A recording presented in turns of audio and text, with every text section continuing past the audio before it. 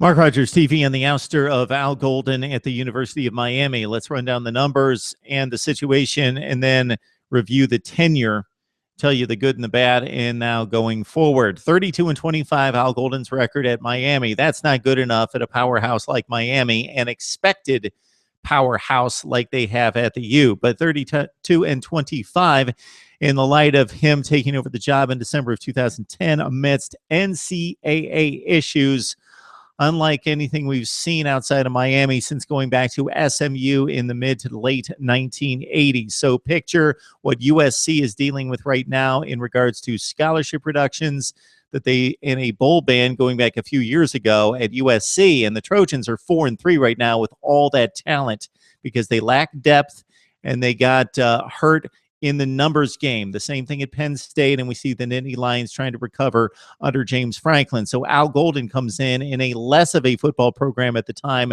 than USC and Penn State and tried to recover. So going 6-6, 7-5, and 9-4 out of the chute was not bad considering the issues.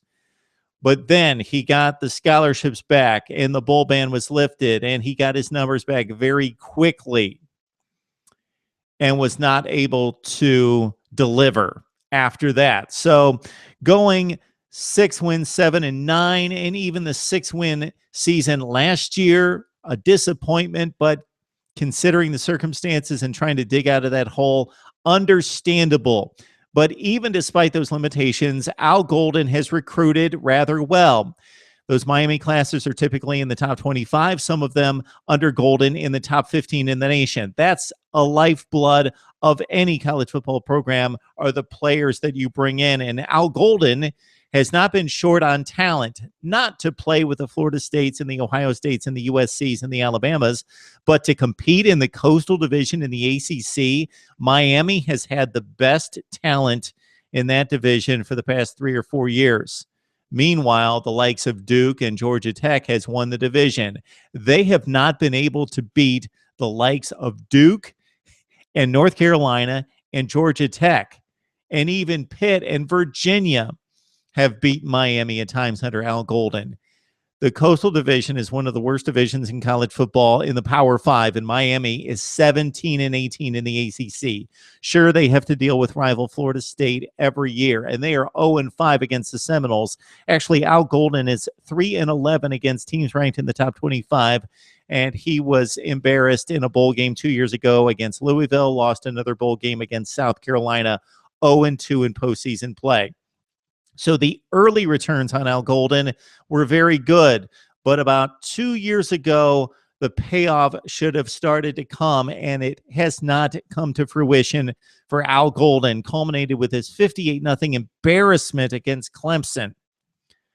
So the record not good enough later in his tenure after he weathered the storm of the NCAA. He should be given credit for that. It looked good. He brought them through the mess. He started to recruit. The players are on the roster. No, it's not a great team, but this team should be vying for division championships, not playing one game under 500 in the ACC, possibly the worst of the Power Five conferences over the past several seasons. Get a coach that can recruit. Obviously, that's the lifeblood of any program. But any coach who's decent is going to be able to recruit, and Al Golden was able to recruit. And why can you recruit at Miami? It's because the depth of the talent and the population in Florida brings the players right there. You don't have to run around and find players. You're not Iowa or Nebraska or anyone else. You're not Syracuse or Boston College where you have to go get players. They're right in your backyard. If you look at the number of players that are 4- and 5-star recruits within 50 miles of that campus, they go beyond the scholarships that that school can give away each season. They can sit at home and bring in 4- and 5-star talent and fill up the scholarships of 25 to 30 per year without even leaving not just the state of Florida, but leaving the Miami metro area. It's ridiculous, the abundance of riches. So, yes, you need a recruiter as a coach, but that's not even a number one requirement because Golden has shown us that even with a talented roster, he was not able to win. Bring in a coach that can coach.